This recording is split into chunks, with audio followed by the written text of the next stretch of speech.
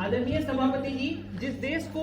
भारत मां कहा जाए उस देश में मेनका गांधी केस में 1978 में सर्वोच्च न्यायालय द्वारा अनुच्छेद 21 के तहत गरिमामयी जीवन का अधिकार देने के बावजूद अगर शाहबानो जैसी घटनाएं इस देश में हो तो ये संविधान पर हमेशा एक धब्बा बन के रहेंगी। और मैं अपने विपक्ष के मित्रों से सवाल करना चाहता हूँ कि एक सेकुलर देश ऐसा बताइए दुनिया में भारत को छोड़ करके जहाँ पर्सनल लॉज स्पेशली मुस्लिम पर्सनल लॉज लागू होते हो और निकाह हलाला संवैधानिक हो। अब इसे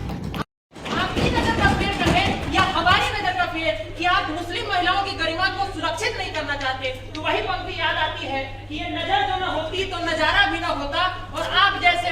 सेकुलरों का गुजारा भी न होता।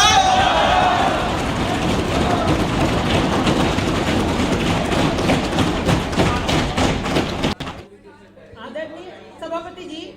मेरा सवाल अधीर रंजन चौधरी जी जो कि नेता विपक्ष हैं उनसे है कि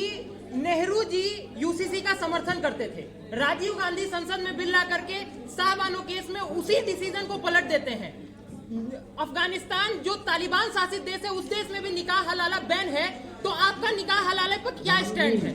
सभापति जी, सबरीमला केस 2018 में सर्वोच्च न्यायालय के चीफ जस्टिस डीवाई चंद्रचूड़ की टिप्पणी के अंतर्गत नरासू अप्पा मलिक केस 1951 में बॉम्बे हाईकोर्ट के द्वारा की गई अनुच्छेद 13 की व्याख्या गलत है और इसलिए जो कि मुस्लिम पर्सनल लॉ अनुच्छेद 14, 15 और 21 के विरुद्ध है, इसलिए स्वतः निरस्त हो जाना चाहिए। और विपक्ष के कुछ साथियों ने कहा कि मुस्लिमों को विशेष टारगेट कर रहे हैं। इस देश का पहला उद्योगपति टाटा से लेकर पहले साइंटिस्ट भाभा तक सभी माइनॉरिटी थे, अर्थात माइनॉरिटी में भी सब आगे निकल गए और आप 4 शादियों